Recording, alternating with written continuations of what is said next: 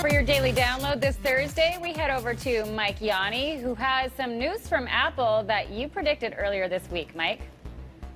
Yes, there were some rumors floating around that Apple was going to make a big announcement, and it certainly did. This is your first look at the new iPod Touch, and this is a product category that Apple hasn't touched, no pun intended, sorry, for a couple of years now. So the new iPod Touch, it has a much heftier processor with graphical performance about 10 times faster than the previous iPod Touches. It basically has the same internals as the iPhone 6. So this is a big deal because some of the iPods couldn't handle some of the newer games out there. The cameras have undergone an improvement, an 8-megapixel camera on the back now, a new FaceTime HD camera on the front for better selfies.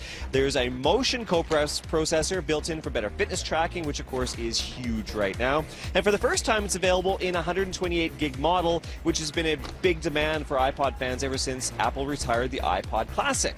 New iPod Touch is available now, and there's a bunch of new colors to choose from. So, Jill, if you've ever wandered by your favorite coffee store and you want to, get a cup of joe and you find out all the seats are filled, well, you know what? This new gadget may come in handy. This is interesting. It's called Destiny. Now, this small gadget goes on the doorframe of a coffee shop or a business, and it tells you how many people are inside, how many empty seats there are, essentially how crowded the place is. So customers can then subscribe to the service and use an app to see which locations are busy, which aren't, all in real time. Destiny claims to have a 90% accuracy rate. Now, no word on how much the subscription will be. And some interesting technology coming out of Vancouver. They claim they've created the very first hot breathalyzer. So a former RCMP officer has developed it.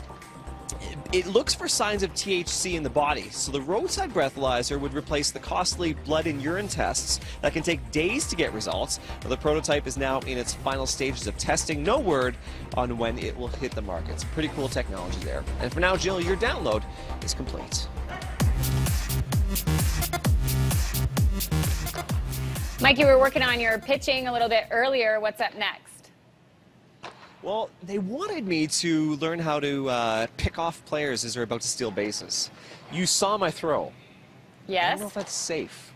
So I might just leave that to the pros. So we're going to learn how to pick off some players, I think, next. It sounds complicated.